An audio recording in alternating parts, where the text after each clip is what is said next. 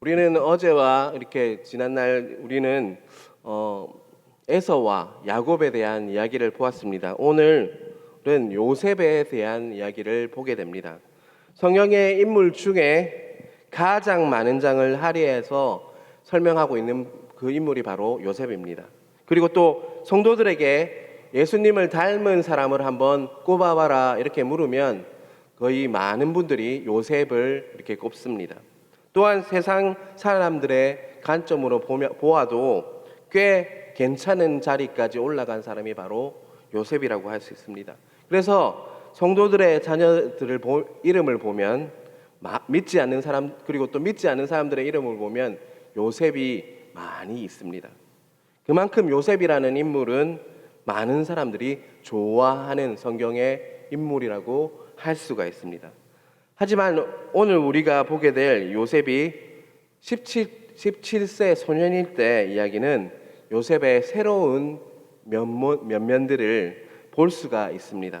오늘 본문을 통해서 왜 요셉이 애굽으로 팔려가야 했고 또 그것이 누구의 책임인지 깨닫고 그것을 통해서 나 자신을 성경을 통해 돌아보는 시간이 되시길 간절히 바랍니다. 1절을 보겠습니다. 야곱이 가나안 땅 곧 그의 아버지가 거류하던 땅에 거주하였더니 1절은 요셉의 아버지 이삭이 거주하던 헤브론에 긴 기간 동안 이렇게 나그네로 거류하던 자가 이제는 야곱이 헤브론 땅에 정착하여서 거주하고 있다라고 말씀하고 있습니다. 거류와 거주는 차이가 있습니다. 거류는 돌아다니는 거고 거주는 이제는 정착해서 살게 되었다 이렇게 이야기하고 있죠. 2절입니다. 야곱의 족보는 이러하니라. 요셉이 17세의 소년으로서 그의 형들과 함께 양을 칠 때 그의 아버지의 아내를 비라와 실바의 아들들과 더불어 함께 있었더니 그가 그들의 잘못을 아버지에게 말하더라. 2절에서 성경에 이렇게 요셉이 처음으로 이렇게 등장하는데요. 그는 17세 소년이었고 그리고 양을 치는 형들의 잘못을 아버지 야곱에게 이렇게 보고하는 자로 이렇게 등장을 합니다. 어찌 보면 요셉의 첫 등장은 아버지께 고자질하는 그런 자, 좋지 않은 모습으로 등장한다고 볼 수 있습니다.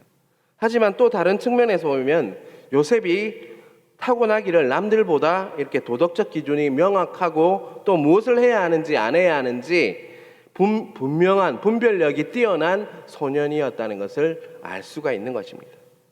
그렇다고 할지라도 요셉은 타고난 하나님이 주신 그 은사를 형들을 고자질하는데 사용했기 때문에 하나님이 주신 은사로 남을 힘들게 하는 그런 요셉의 모습을 우리가 볼 수 있는 것입니다.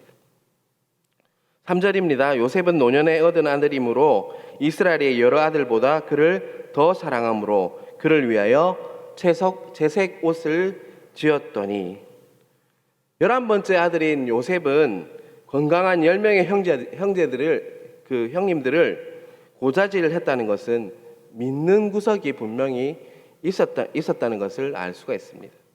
3절은 요셉의 그 믿는 구석이 바로 아버지 야곱임을 알 수가 있습니다. 성경은 야곱이 다른 아들들보다 요셉을 더 사랑했다라고 표현하고 있습니다. 그리고 그 사랑의 표현으로 채색 옷을 지어 입혔다라고 말씀하고 있습니다. 채색 옷에 대해서 많은 해석이 있습니다. 요즘으로 치면 바로 아무나 입을 수 없는 정말 귀한 사람들이 입는 명품 옷을 입었다 정도로 볼 수가 있습니다. 극단적인 말로 형들은 시장에서 온 이렇게 옷을 주었다면 야곱은 요셉에게는 아주 비싼 명품 옷을 이렇게 아버지가 주었다는 것입니다. 4절입니다. 그의 형들이 아버지가 형들보다 그를 더 사랑함을 보고 그를 미워하여 그에게 편안하게 말할 수 없었더라. 그 결과 형들은 야곱에게 어떻게 대했고 또 어떤 마음이 들었을까요? 4절 끝부분을 보면 그를 미워하여 그에게 편안하게 말할 수 없었더라 이렇게 이야기하고 있습니다.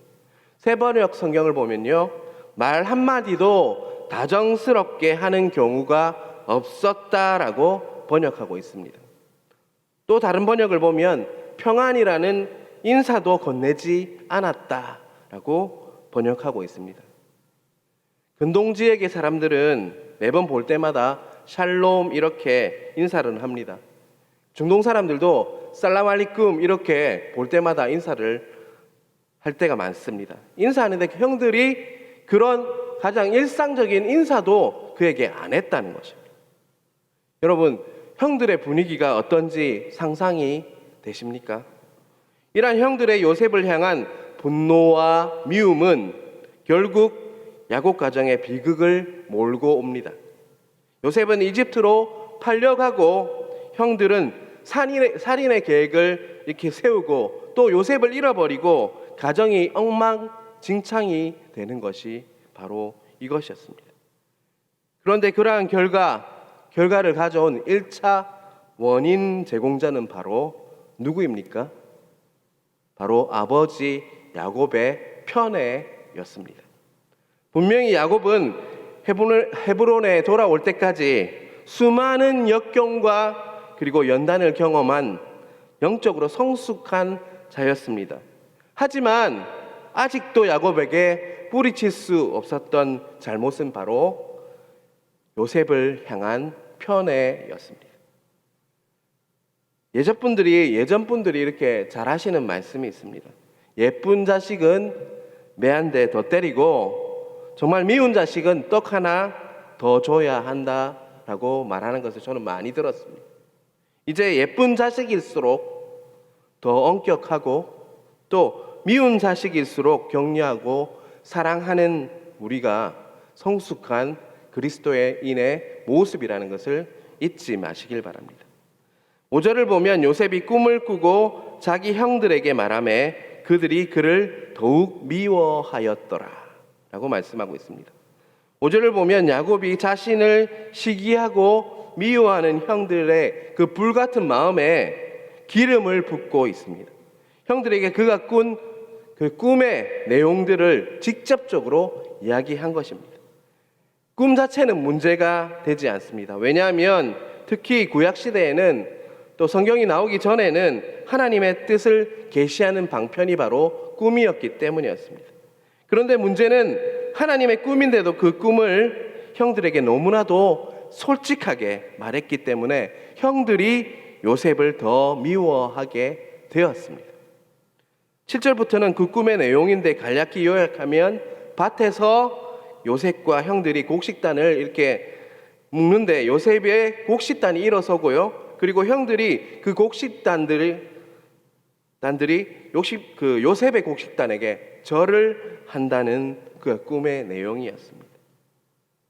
여러분, 아무리 하나님께서 주신 꿈이라 할지라도 안 그래도 아버지의 그 편애 때문에 요셉이 미워 죽겠는데 요셉의 입으로 이런 꿈의 내용을 말한다면 여러분이 형들이라고 가정하면 어떤 기분이 들 것 같습니까? 나라도 정말 요셉이 미워 죽을 것 같습니다. 그래서 형들이 이렇게 이야기합니다. 네가 정말로 나를 다스리려고 하는 거냐? 네가 정말 나의 왕이 되려고 하느냐라고 형들이 반문하고 있습니다. 9절의 꿈의 내용은 더 이렇게 심합니다. 해와 달 11별이 다 요셉 자신에게 절하는 꿈을 이렇게 꾸었다고 요셉은 말합니다. 다시 말하면 아버지와 형들이 모든 사람들이 다 요셉에게 절을 한다는 말을 요셉은 형들 앞에서 천진난만하게 솔직하게 이야기하고 있는 것입니다. 물론 이 꿈은 다 나중에 성취가 됩니다. 여러분 10절까지 우리가 이렇게 말씀을 지켜봤는데요. 요셉의 형들이 요셉을 미워하는 것이 형들이 정말 악한 형들이어서인 것 같습니까? 아니면 요셉 스스로 또 아버지 때문에 그 미움을 자청한 것 같습니까? 분명히 요셉이 원인을 제공한 것이 있습니다. 하나님께서는 요셉에게 남들보다 분명히 뛰어난 은사를 주셨습니다. 요셉은 남들보다 도덕적 기준이 명확했고 무엇을 해야 하는지 안 해야 되는지 분별력도 있었고, 또한 꿈으로 하나님의 뜻을 계시하는 그 미래를 예측하는 그 은사가 그에게 주어져 있었습니다. 하지만 요셉의 잘못은 그러한 은사로 다른 사람들을 비참하게 만들었다는 거죠. 하나님의 은사는 다른 사람을 배려하고 세우며 섬기라고 주시는 것입니다. 그래서 하나님께서 주신 은사들을 표현할 때는 더 기도 많이 하고 또 조심스럽게 남들이 마음에 상하거나 비참해지지 않도록 잘 포장해서 또 기도함으로 겸손하게 전달해야 하는 것입니다. 제가 아는 사람 중에 하나님으로부터 많은 은사를 받은 사람이 있습니다. 그런데 그 사람을 만날 때마다 이렇게 얘기합니다. 하나님께서 말씀하셨는데 네가 이렇게 해야 한다 라고 볼 때마다 말하는 사람이 제 옆에 있습니다. 그럴 때 저는 이런 생각이 든 적이 있습니다. 하나님께서 왜 나에게 저런 중요한 말씀을 나에게 직접적으로 하지 않으시고 저 사람을 통해서 하지라는 시원치 않은 마음이 든 적이 있습니다. 저는 이런 표현이 맞다고 생각합니다. 내가 하나님께 기도할 때 이런 마음을 주시는데 너도 기도를 해보는 게 어떻겠니? 라고 표현하는 것이 맞다고 생각합니다. 물론 하나님께서는 지금도 살아계셔서 말씀하시는 분이 분명합니다. 그리고 또 다른 사람의 입을 통해서도 나에게 말씀하실 때가 많다는 것을 직접적으로 경험합니다. 하지만 하나님께서 그런 마음을 주셨다고 할지라도 남에게 어떻게 표현하고 전달하는 문제는 아주 중요하고 민감한 문제입니다. 남에게 그 말씀을 전할 때는 정말 기도 많이 하고 또 하나님께서 주시는 지혜와 겸손함으로 마음 안에서 온전히 정리되고 최대한으로 절제함으로 말해야 함을 잊지 말아야 할 것입니다. 또한 하나님께서는 그것을 그 사람에게 전달하는 것을 원치 않고 정말 그 사람을 위해서 중보, 기도하라라고 주시는 마음일 때가 많다는 것을 잊지 말아야 할 것입니다. 다시 한번 말씀드리지만 하나님의 은사는 자신을 높이고 자신이 얼마나 영적인지를 나타내는 것이 아니라 다른 사람을 섬기고 배려하고 하나님의 사랑으로 세우기 위해서 하나님께서 주신 것이기 때문에 그 은사로 많은 영혼을 살리고 많은 영혼을 세우고 그런 은혜가 넘치는 교회가 되길 주님의 이름으로 축원합니다. 12절부터 마지막 절까지는 요셉이 어떻게 이집트에 팔려갔는지를 보여주고 있습니다.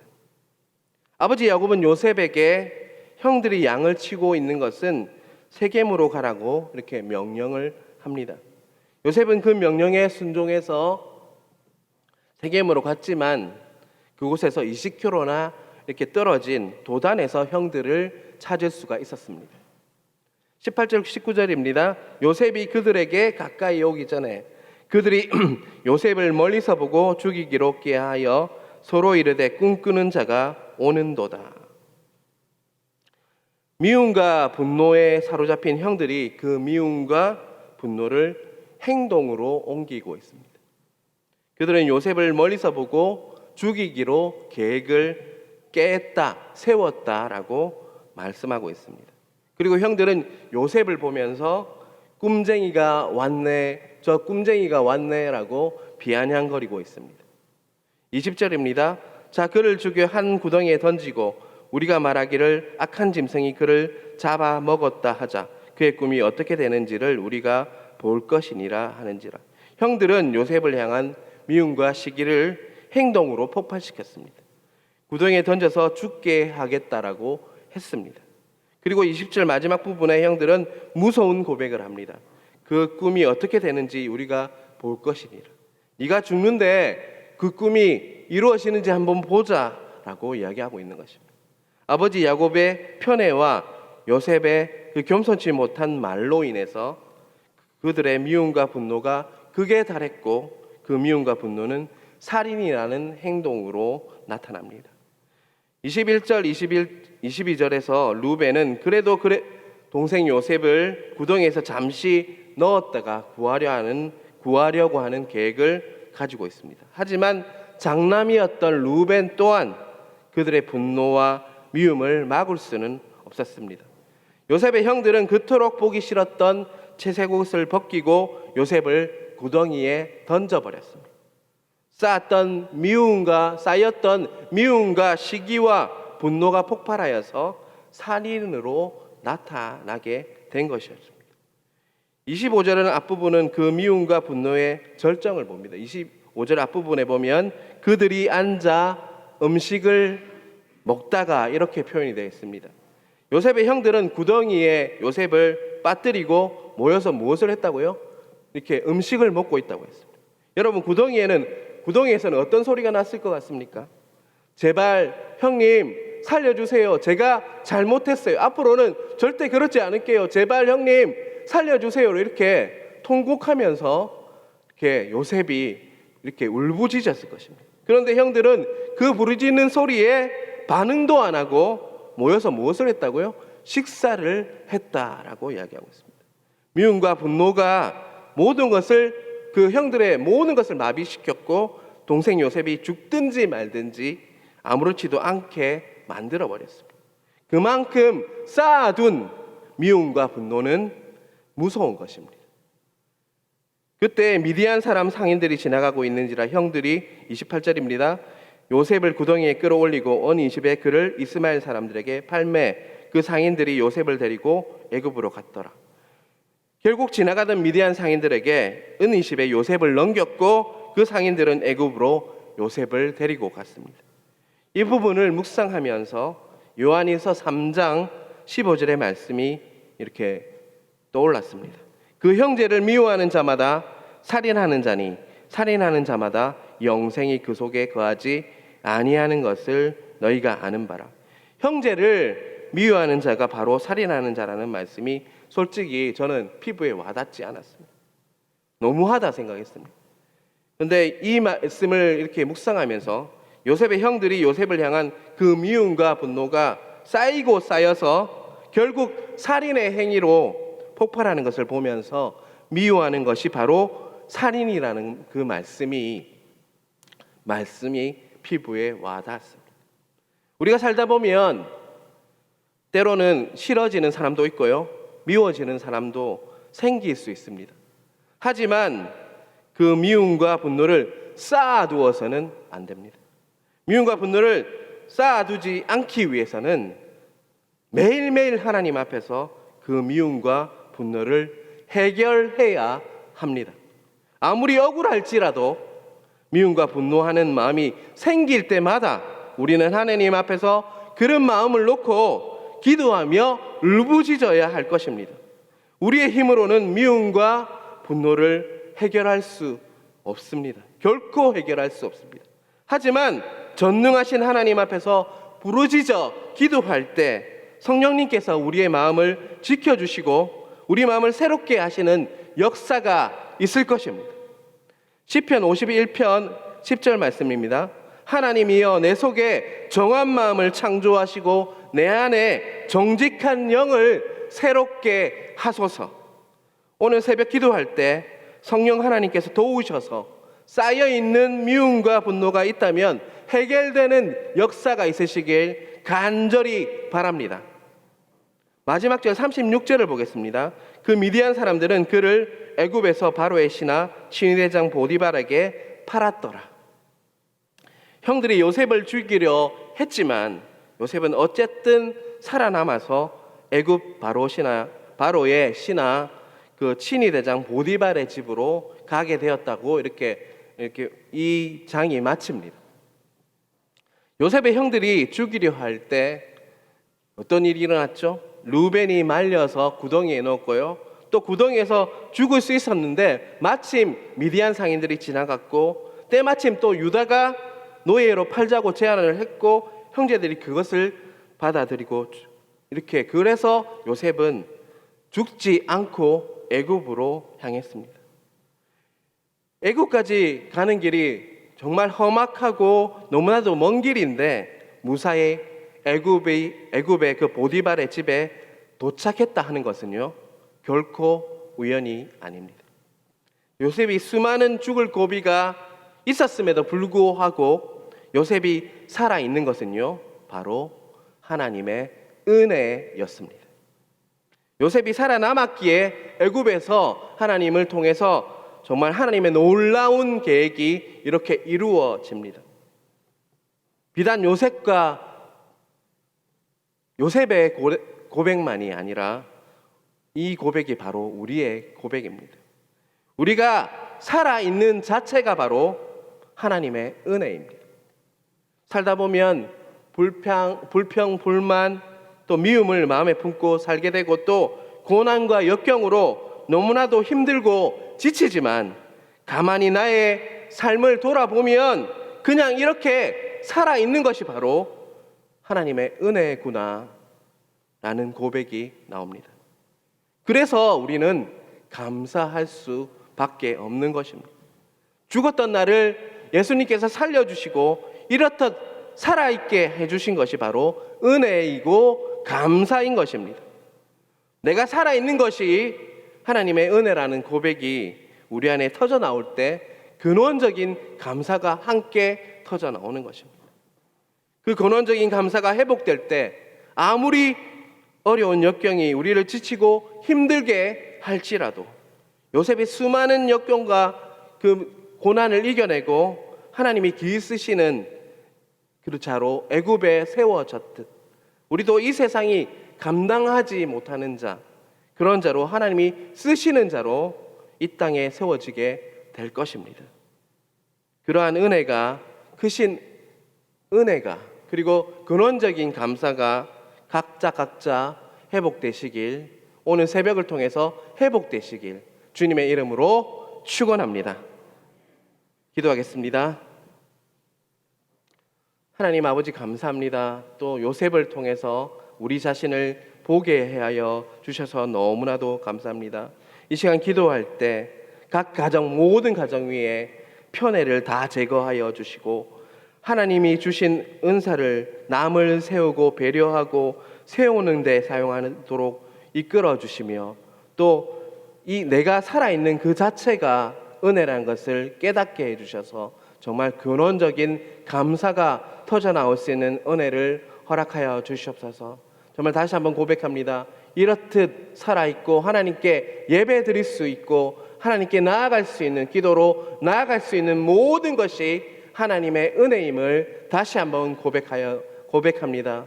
이 시간 기도할 때 하나님 만나 주시고 온전히 하나님 정말 친밀감을 회복하게 하여 주셔서 매 순간마다 간섭하여 주시는 은혜가 있을 수 있도록 일하여 주시옵소서. 오늘 나오실 때 빈손으로 오지 않고 하나님께 헌금으로 나오신 분이 있습니다. 그 헌신과 섬김 기억하여 주시고 하나님의 복을 허락하여 주셔서 온전히 하나님으로 인해서 너무나도 감사하다는 그 하나님 기도 제목이 나올 수 있도록 함께하여 주시옵소서. 오늘 기도할 때 응답하여 주시고 크고 은밀한 것들을 가르쳐 주셔서 오늘 이 시간을 통해서 새롭게 되는 역사를 보게 하여 주시옵소서. 이 모든 말씀 살아계신 예수님 이름으로 기도드리옵나이다. 아멘. 하늘에 계신 우리 아버지의 이름을 거룩하게 하시며 아버지의 나라가 오게 하시며 아버지의 뜻이 하늘에서와 같이 땅에서도 이루어지게 하소서. 오늘 우리에게 일용할 양식을 주시고 우리가 우리에게 잘못한 사람을 용서하여 준 것 같이 우리 죄를 용서하여 주시고 우리를 시험에 빠지지 않게 하시고 악에서 구하옵소서. 나라와 권능과 영광이 영원히 아버지의 것입니다. 아멘.